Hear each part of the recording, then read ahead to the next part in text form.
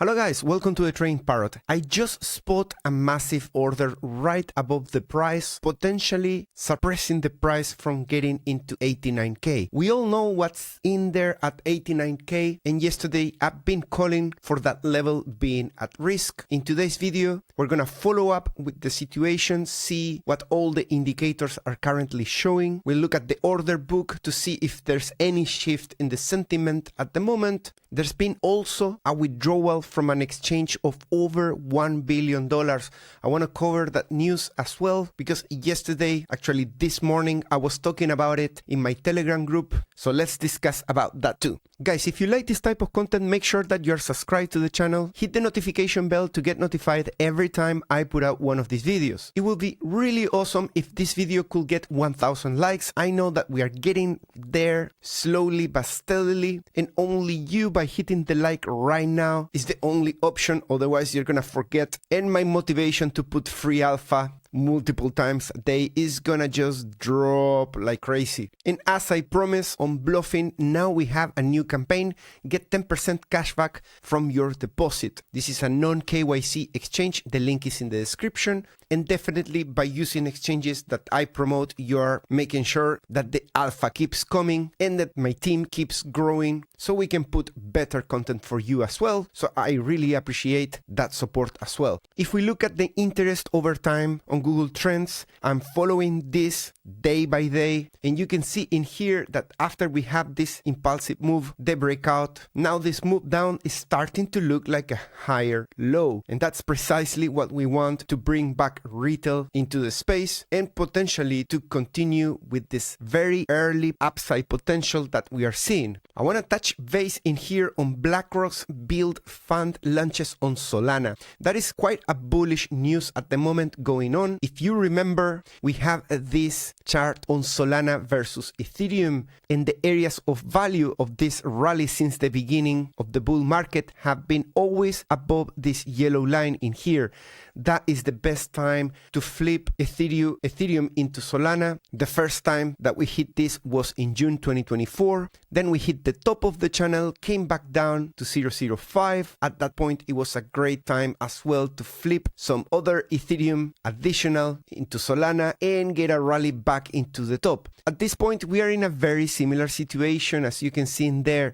And Solana, we must admit that it has taken more than a single bullet from an RSI of 90 and starting to defend this red line, which is kind of the last line of defense for Solana before going into a full bear market. Many already say that it is in a bear market. What is the upside? Well, possibly this could get into 62. That will be the global resistance. Remember that this analysis is Solana versus Ethereum, in which case we can get at the very least to 0.08 or possibly once again to the top of the channel. So I am seeing that potential there. And about that 1 billion in Bitcoin in third major BTC move this month, you can see that this morning I woke up with this text, 20,000 Bitcoin move in an outflow. Most of it came from Bitfinex, which is another exchange. Remember, MTGOX was an exchange that went down and is in the process of distributing and doing some paybacks to the people that actually lost their funds in this exchange years ago. But maybe, who knows, maybe those funds are now in Bitfinex, and those outflows of $1.7 billion are the ones corresponding with this. That's at least what I'm speculating. And the reason this matters is because if they're moving those funds, that could drive a little bit of fear in the market, particularly because there is the assumption that at least a portion of those people getting those coins are gonna want to sell them. Some other people may argue that no, they bought so early, so they must be people that actually love Bitcoin and they want to hold it for the rest of the bull market or maybe even longer. I will say that it's healthy to assume that a portion of that, if it's going to be distributed to the creditors, is going to be sold. A very important detail is that the creditors have the option to receive their payouts in Bitcoin, contrarian to what happened with FTX. In my case, I received my payout in USDT, which really sucked because its value at the time that FTX was collapsing at around $15,000 and not at the current price of over 80,000. I think here the point is not whether they're gonna sell or not, is how the market is gonna see this early news. This has been seen now by 13,000 people, and I will assume that they're not yet seeing the news in US or in other markets. So we'll see what's gonna be the effect of that. Let's go back to the 4 hour, and I'm gonna share a little bit of a new line that I spot this morning. So what I did is I extended this triangle in here because we're getting very close to hit it. So I put it like this, just extending it, and you can see that we're hitting the same resistance.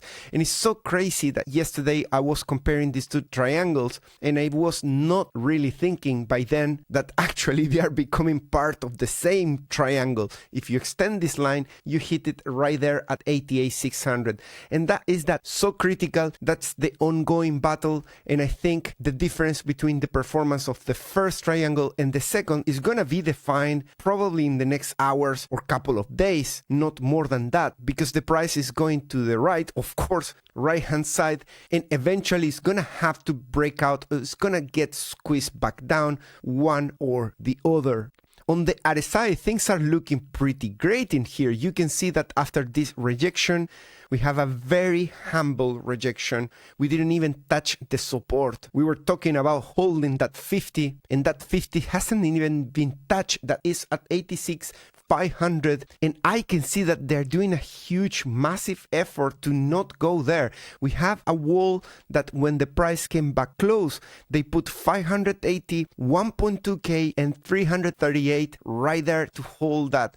And that, as a consequence, went back up to hit the ceiling once again. But every time that we get into 88 plus, then they place a selling order. You don't see it here because this is live data. But if you go into fire charts, you're gonna see that it left history there. So you believe me that as soon as we get too high, they are placing a strong sell order. So what are they trying to do there? With $74 million of selling pressure precisely placed at 88.69. Then I went back to trading light, and as soon as the price started retracing back down, these orders were removed once again. It's almost like they want to place them when the price is there, but if the price goes down, they remove it to not leave a trace.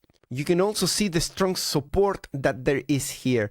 So there is an ongoing battle, certainly. The one that is more exposed to the eye is the support at the moment. They are intentionally leaving these orders.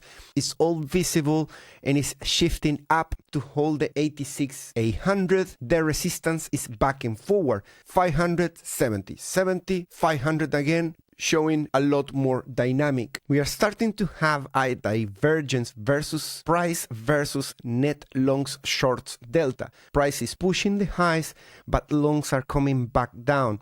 So in here, it could be an area that they come back, but if they carry on coming back down into the area of value, it's going to have a similar effect as these areas where the net longs comes down, causing that the price follows up shortly to the downside. Only daily time frame, things are looking pretty good for the price action. The last time I recorded the video, we were seeing that this red candle was in green, making it the perfect picture for a daily close, but it ended up closing as an indecision candle. Today we are pushing to the upside, but now we have a few weeks to the upside. So that is calling for some sort of distribution going on in the past two candles. And unless this green candle actually manages to close beyond the previous two, it will confirm that distribution and confirmation for the pullback that we are already 2 days waiting for.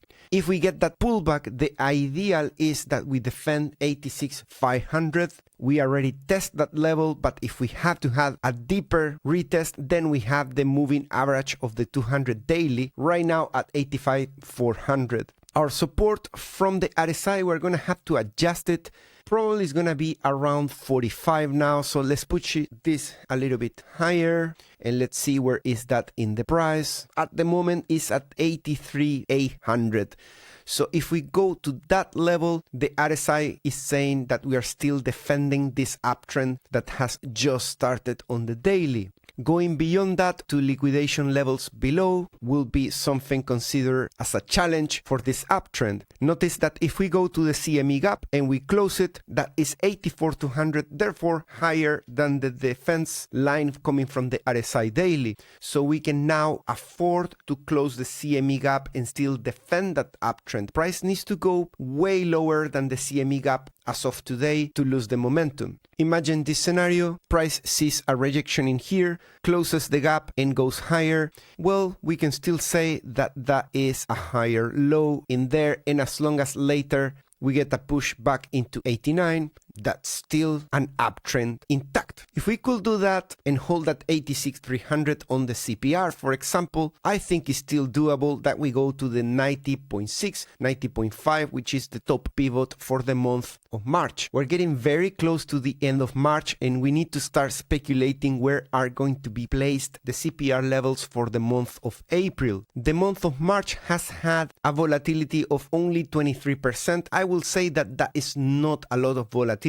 So I will expect the CPR levels, support, resistance, basically all these lines, green and red, to be quite narrow. And that, guys, is gonna be calling for a squeeze. A squeeze means that there is a tension that needs to be released, and that usually comes in the form of an impulsive move. That can happen by the end of March, it can happen in April, and it can happen in any direction according to the CPR model. We continue to monitor the SOPR to see if there's too much profit taking. So far there isn't, so that's a good sign. Our selling signal is still not underwater from leverage squeeze. Remember that it can definitely be underwater like previous performance, or it can also fail. No signal on earth can be used without risk management, otherwise whatever goes wrong is on you. Each of these pumps continues to be very, very open interest driven.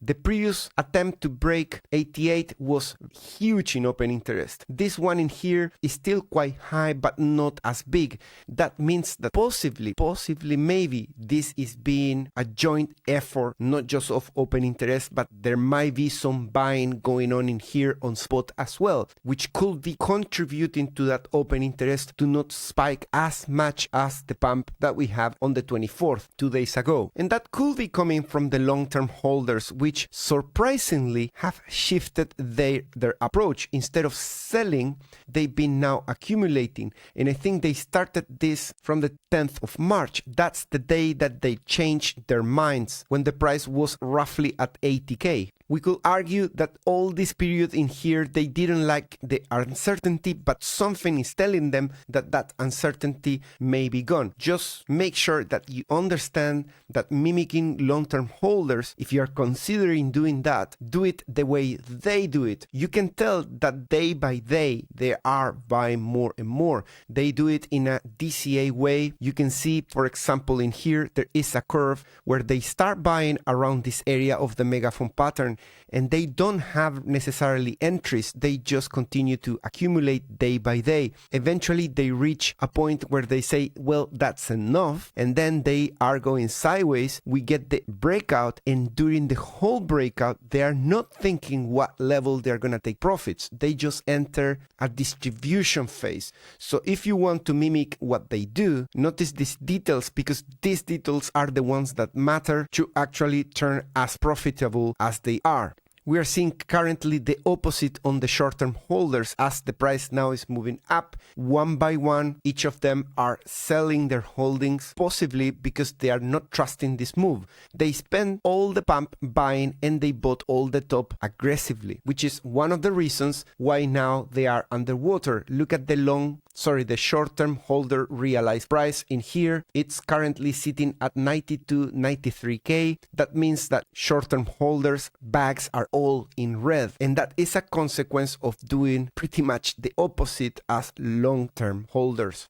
Spot ETFs continue in the green. We're now in neutral, 47. Up until yesterday, we've been all the time in fear. And this insight is quite interesting at the moment. I have to admit that it's really tough now to decide between, are we gonna break that 89? My indicators are saying no, but this is kind of the first signal that I'm seeing from technicals that could be indicating that maybe, yes, this is the short-term scalping template from Trading Difference showing liquidity pools, and you can see that somehow this flagging here is convincing more people to short. They have their liquidation levels at around 89, which is the level that yesterday I started speculating that possibly we're gonna hit that 89. That's why I decided to name the video last night 89K is at risk. And I still think is because we continue to hammer that ceiling from this pattern on the 15 minutes. And I think we have more than momentum to get there. Actually, the target, if we calculate the high of this pattern, if we broke out, and assuming that this is not just a liquidity hand that wants to take 89 and then dump, which is called a failed breakout from the symmetrical triangle. If we don't do that, the full target is actually 90.6. That's a very, very important level that we've been discussing in the past videos.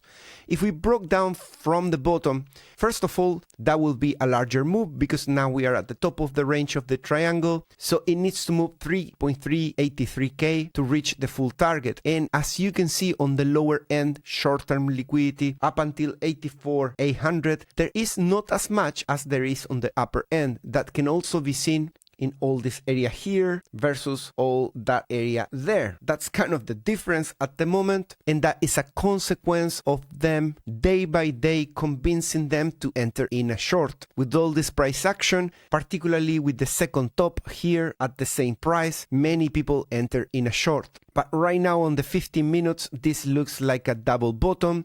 It also looks like a cup and handle. It's just the 15 minutes. And it also looks like a composed cup and handle. It looks like a lot of bullish patterns.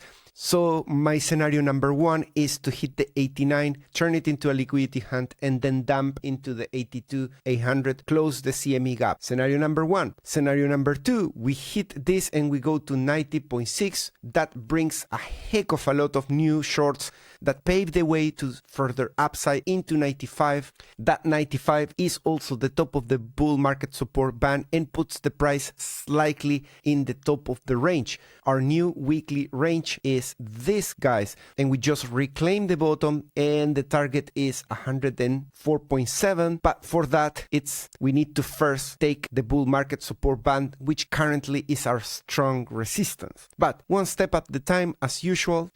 You can see on the 15 minutes, we just flip from being -3, fully bearish. Right now, we are flipping to being full bullish at this point right there. This changes every 15 minutes. So I appreciate, of course, that this can change anytime. The past 2 weeks, liquidity continues to show 83 and the 90 doesn't look that shiny, but hey, that's what currently Trading Different is showing us the easiest target, as you can see in there. This is how we left last night, the last 30 days, that sweet 89 that is becoming the spotlight these days. Let's see how it is today. I'm gonna refresh. And yeah, 89 now is the big boss of all the liquidity levels. Price is at 88,100. Target is $89.15. After that, it diminishes significantly. There are a few levels there that are even smaller than on the lower end. Let's look at the order book and see what can we find in here. We don't have negative funding rates. Longs are very small, so I don't know how long-lived can be the leg to the upside, considering that longs are at 46. Very little number of longs. Really crazy that we can continue to push with so little longs. And the bidding is at the moment at 0.04. All this area in here, all these blue bars are indicating that constantly in this range of the bull flag, there has been loads of limit orders aiming to buy the price. Let's refresh FAR charts to see if this big order of 70 million is gone. I don't know how often Fire Charts is updating the chart, but it's still showing 70 million on Binance futures containing a breakout beyond 89.14k. Trading light should be absolutely live data, and at the moment I see the price and I see 400, 400 and 400 and 400. It continues to hold the price right there, and our support continues to be very strong at 86,800. So it's just a matter of time now to see whether they are going to manage to hit that liquidation, which is located more or less here, and whether we're going to go for my scenario number one, we just take that and then we dump, or we go all the way to 90.5. Let's look at the fair value gaps to see what else can we find. As you can see this morning, this is the chart that show me that we are right there at the resistance that is 88,700. So if we hit the liquidation of 89 and we just pinch it and see a rejection, that counts as just a rejection that could send the price back down to 84 for another attempt. Or if it slips below 84 and we go to 82.5, that is too big of a rejection, having slightly higher chances that we slip through the vacuum all the way to 75. Liquidity in the system, Federal Reserve balance sheet flipping more bullish, and the general markets flipping more bullish are currently a strong argument to say that if this was a rejection here, there should be a mild rejection just into 84. But watch out with that level. If that is not the case, TA is always the king. So if the weakness is going to appear anywhere, the first place is going to show up is in the charts. The news are going to follow up and are going to explain why we got that rejection. News are always late. And if we exit from here and we start breaking out, notice that there is no market structure in here. There are no fair value gaps. And the way you should read that is that is a less attractive area for the price to go to, all this area of vacuum. But the second interpretation that you must do is if we do manage to cross that, it's gonna be painless and fast. We cross areas without fair value gaps, without market structure very fast if we do. And that also counts for losing 84, losing 82,500. If we start entering this area, expect it to be very fast into 75. S&P and Nasdaq are looking pretty fine at the moment, pretty much pre-market prices at the same as the closing price of yesterday. I'm not seeing anything so far threatening the current move. Nvidia is 2 points below, Amazon 1 point above, so there is kind of a mixed bag. Tesla has had a recovery into our value area. Remember, I said this area in here is the value area of the weekly and the monthly for Tesla. Going below, it turned into 2 weeks to the downside. So I hope you heard that, whether to swing trade this. We'll see what happens if we get into the 21 weekly with Tesla as well. Anyways, things are looking good as I'm recording at the moment to hammer that 89k. I'll keep an eye on the charts during the day to see if we get to 89, what is the reaction. Remember to join my Twitter, Telegram and Instagram. The links are down below. If something happens, join the conversation there. I'll keep an eye every few hours to what you guys are asking. Remember that tomorrow is Thursday, so all elite members of my Patreon are currently voting on a poll, selecting their preference in terms of coins. We're gonna do a private TA session with a small group. You can also share all your questions, Q&A for 1 hour once a week. The days after that video goes live to everybody to watch. If you want to support the channel, that is a great way to keep this channel growing, making better content and having myself a team to help me so I'm not that burnt out. Hit the like, write down a comment down below, and I'll see you on the next one. Bye bye.